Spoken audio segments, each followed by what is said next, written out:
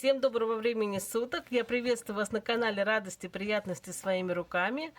Сегодня я хочу вам представить анонс предстоящего моего мастер-класса по пошиву такой курочки в стиле тильда. Хочу сказать, что я проводила в прошлом году до начала всего этого карантина мастер-класс в магазине Леонардо. Он пользовался большой популярностью. Было очень много желающих поучаствовать в нем. И все мои ученицы ушли, каждая вот с такой своей курочкой. У всех замечательные получились курочки, и все остались очень довольны. Надеюсь, что курочки принесли им радость и украсили их пасхальный стол.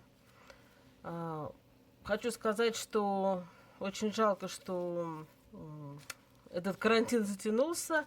Дорогие мои ученицы, если вы меня видите, очень жду снова встречи с вами, когда все откроется, заработает, и мы снова сможем встречаться очно и вместе творить. Также хочу поприветствовать отдельно тех, кто впервые зашел на мой канал посмотреть, что же здесь такого интересного. Пожалуйста, если вам интересно, оставайтесь со мной, подписывайтесь, и я тоже буду вам очень-очень рада. Курица выполняется достаточно просто, у нее простая выкройка, и для ее изготовления потребуется совершенно несложный материал, который, вернее, есть, я думаю, что у каждой такой мастерицы дома. Для изготовления тела понадобится какая-нибудь одна, вернее, пестрая ткань. Вот такая будет. Для крылышек и головы однотонная. Хочу сказать, что у меня льняная ткань, она такая очень подвижная, и поэтому я предпочитаю ее укрепить флизелином, для того, чтобы она, скажем так, не ездила, и при набивании не было никаких перекосов. А флизелин ее сделать более плотной такой, да, и, соответственно, с ней будет уже гораздо проще работать. Потребуется также фетр для изготовления гребешка и клювика, нитки мулине для глаз и какая-нибудь лента. Ну вот у меня в данном случае тут приготовила на выбор. Пока еще не знаю, какую я из них буду использовать. Уже буду смотреть по факту, когда курица будет готова. Ну и, соответственно, потребуется синтепон, чтобы игрушку набить.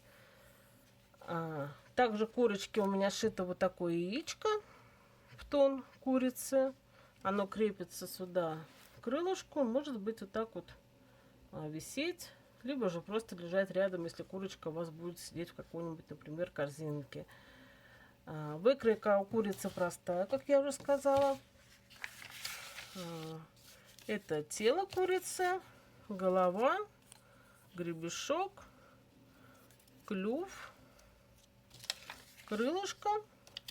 И вот такое у меня вырезано яичко того размера, которого я хотела. Вы можете сделать больше или меньше, как вам захочется. В принципе, вот такая простая выкройка, ничего сложного здесь нет. И с изготовлением этой курочки справится каждый. Вот, друзья, пожалуйста, если вам интересно, если вы хотите поучаствовать, скажем так, в создании тоже такой же курочки, подписывайтесь на мой канал, ставьте лайки для того, чтобы не пропустить сам мастер-класс.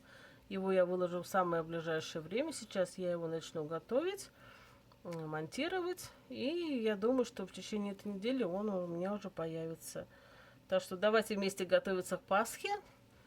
Пока-пока!